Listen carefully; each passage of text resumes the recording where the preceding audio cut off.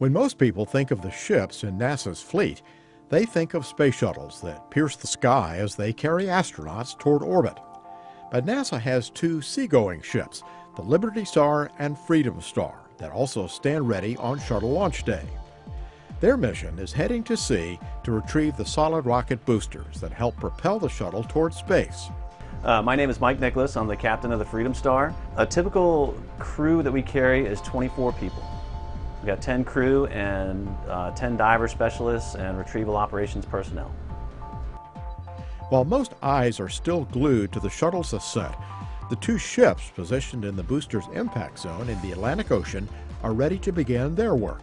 Generally for a space shuttle launch, we'll depart the port 24 hours in advance.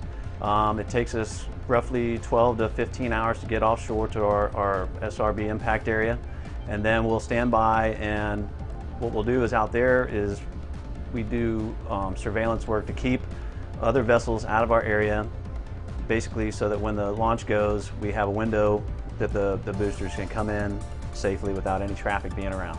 Once the launch goes off, we can actually visually see the boosters, or we have our radar equipment that we can see them coming through the air. And generally they're as close as 4 miles from us, which is very close, and as far as 15 to 20 miles away.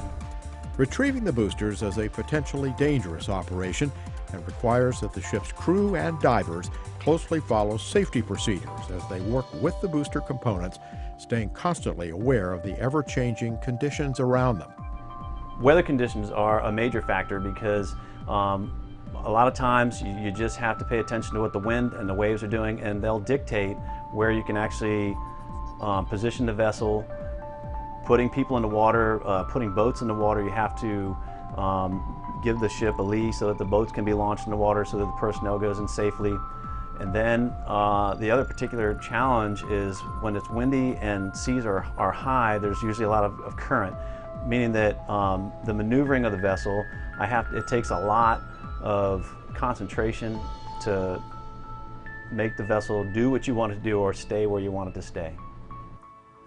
The first order of business is assessing the condition of the booster assigned to that ship, using both still and video photography. After that, the divers go to work, preparing the booster to be towed back to shore.